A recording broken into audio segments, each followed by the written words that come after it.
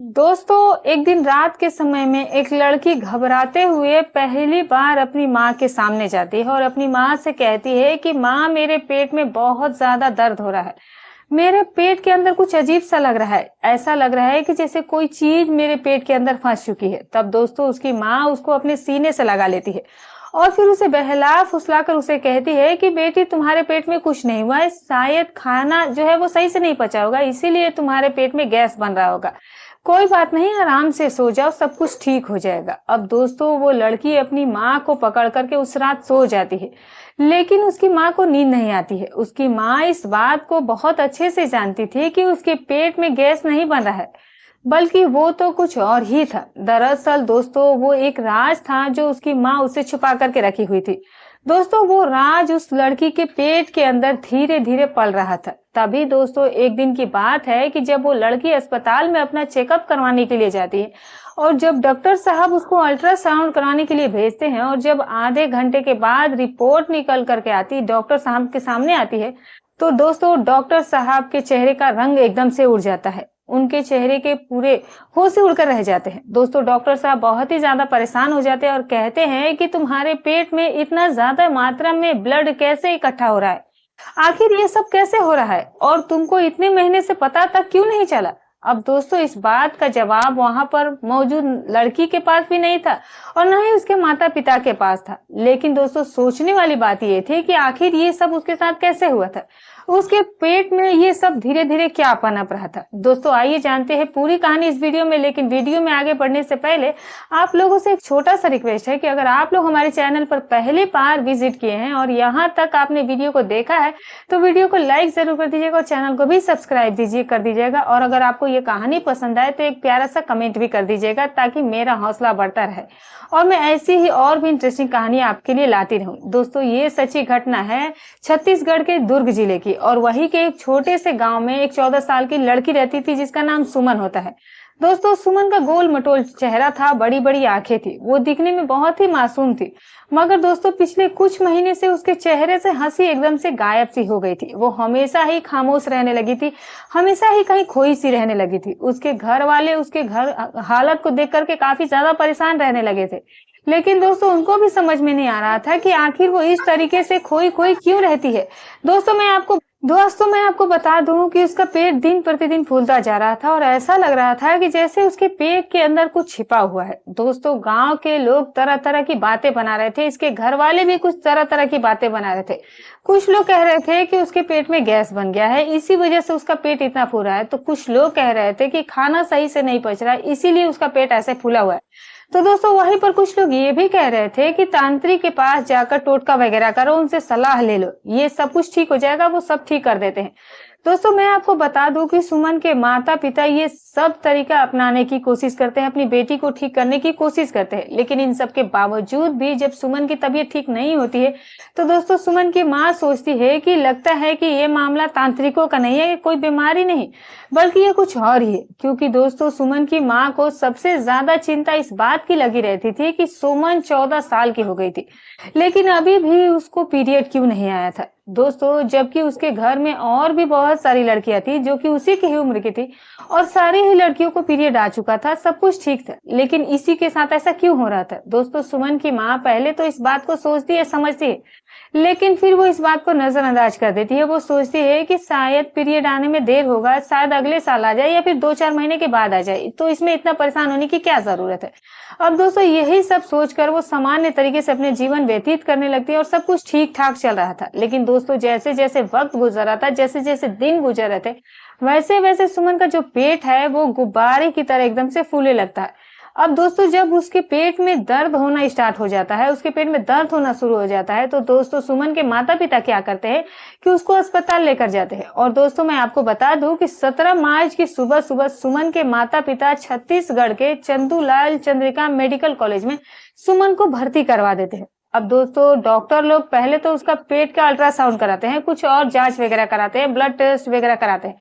लेकिन दोस्तों जब रिपोर्ट निकल के उन डॉक्टर के सामने आती है तो दोस्तों सभी डॉक्टर के होश उड़ जाते हैं।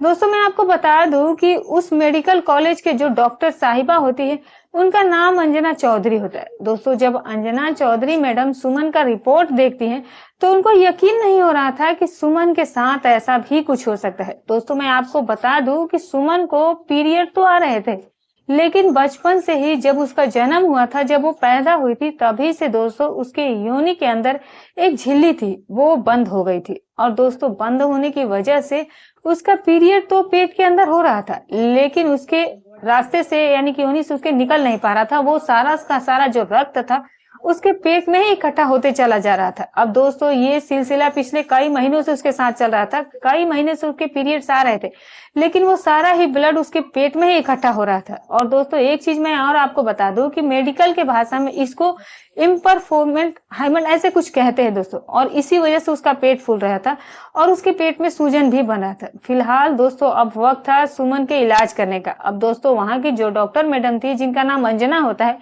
तो वो ये क्या करती है कि वो अपने टीम को लेकर के तुरंत उसे सर्जरी रूम में ले जाती है और उसे इसका सर्जरी करने का फैसला करती है। अब दोस्तों मैं आपको बता दूं कि अंजना मैडम के पूरे जीवन में, पूरे करियर में ये पहला ऐसा केस आया था जब किसी के साथ इस तरीके की घटना घटी थी। अब दोस्तों कैसे भी करके ऑपरेशन थिएटर में डॉक्टर्स जाते हैं और उसको ऑपरेशन थिएटर में लिटाया जाता है। उस समय डॉक्टर्स बहुत परेशान थे, लेकिन सावधानी से सुमन की योनि में एक छोटा सा छेद किया जाता है ताकि दोस्तों उसके पेट के अंदर जो भी ब्लड इकट्ठा हुआ था वो उस रास्ते से बाहर निकल जाए। उसके बाद दोस्तों डॉक्टर साहब उसका सर्जरी करते हैं, उसका ऑपरेशन किया जाता है और आखिरकार ऑपरेशन में वो सफल भी हो जाते हैं। धीरे धीरे दोस्तों जो ब्लड था वो फिर उसके पेट से सब कुछ बाहर निकल जाता है और सुमन को बहुत आराम महसूस होता है। उसके बाद जो उसको डॉक्टर साहब होते हैं, फिर वो उसके योनि का पूरी तरीके से ऑपरेशन करते हैं और हमेशा हमेशा के लिए पीरियड टाइम पर आने के लिए फिर वहां एक छोटा सा छेद बनाया जाता है ताकि दोस्तों जब उसको पीरियड आए तो कोई प्रॉब्लम ना हो। आखिरकार दोस्तों 3 दिन तक उसका इलाज उसी अस्पताल में चलता है और 3 दिनों के बाद जब सुमन को होश आती है तो दोस्तों उसको हल्की फुल्की राहत भी महसूस होती है। दोस्तों कुछ घंटे के बाद उसका जो पेट है वो अब धीरे धीरे सामान्य लोगों की तरह होने लगता है और पचकने लगता है और फिर धीरे धीरे कुछ दिनों के अंदर वो पूरी तरीके से ठीक भी हो जाती है। लेकिन दोस्तों जिस दिन वो अस्पताल से डिस्चार्ज होती है उसी दिन से उसका पीरियड आना शुरू हो जाता है। अब दोस्तों ये सब देखकर वहां के जो डॉक्टर साहब थे, जो वहाँ माता पिता थे, ये लोग बहुत ज्यादा खुश हो जाते हैं क्योंकि दोस्तों डॉक्टर साहब की मेहनत रंग लाई थी और उनके जीवन में, उनके करियर में ये पहला ऐसा केस था, ऐसा पहला ऑपरेशन था जो इस तरीके का मामला उनके सामने आया था। और जब उनके हाथों से ये ऑपरेशन सफल हो जाता है तो डॉक्टर साहब भी बहुत ज्यादा खुश हो जाता है। दोस्तों मैं आपको बता दूं कि सुमन अपने पेट में इतने महीनों से दर्द को छुपाए आ रही थी, लेकिन जब बीमारी ज्यादा बढ़ गई तब जाकर वो अपने माता पिता को बताई। तब उसे माता पिता उसे अस्पताल लेकर गए और उसका सही समय पर इलाज करवा दिया, जिसकी वजह से उसका जान बच गई। लेकिन दोस्तों जरा आप सोचिए कि हमारे समाज में बहुत सारी ऐसी लड़कियां हैं, बहुत सारे ऐसे माता पिता होते हैं जो लोग बहुत ज्यादा सख्त मिजाज के होते हैं, जिनके बच्चे अपने माता पिता से खुलकर बात तक नहीं कर पाते हैं, खुलकर कुछ कह नहीं पाते हैं। और खास करके लड़कियां तो अपने माता पिता से खुलकर कुछ बात कह ही नहीं पाती है। और दोस्तों अक्सर देखा जाता है कि जो माता पिता होते हैं वो पीरियड जैसे विषय पर खुलकर के बच्चों से बात भी नहीं करते हैं। हालांकि माँ को इन सब चीजों के बारे में बात करना चाहिए। और दोस्तों इसी चीजों की वजह से बच्चों को इतनी समस्या उठानी पड़ती है। दोस्तों समय रहते सुमन की माँ ने उसका इलाज करा दिया, जिस वजह से उसकी जान बच गई। लेकिन दोस्तों ऐसे बहुत सारे माँ बाप हैं जो घटनाओं को देखकर भी, जानकर भी नजरअंदाज कर देते हैं, जिस वजह से उनके बच्चों को काफी ज्यादा परेशानी उठानी पड़ जाती है। इसीलिए दोस्तों आप लोगों से मैं ये विनती करूंगी कि आप लोग अपने बच्चों के साथ अब एक दोस्त की तरह रहिए, एक अच्छे फ्रेंड की तरह रहिए, अच्छे माता पिता बनकर रहिए। और जो माँ होती है वो अपने बच्चे के साथ अच्छे से खुलकर बातचीत करे और सब कुछ समझने की कोशिश कीजिए, उनके साथ अच्छे से बर्ताव कीजिए ताकि उनके जो बच्चे हैं वो अपने माता पिता को कह सके, तभी तो उनकी समस्याओं का समाधान हो पाएगा।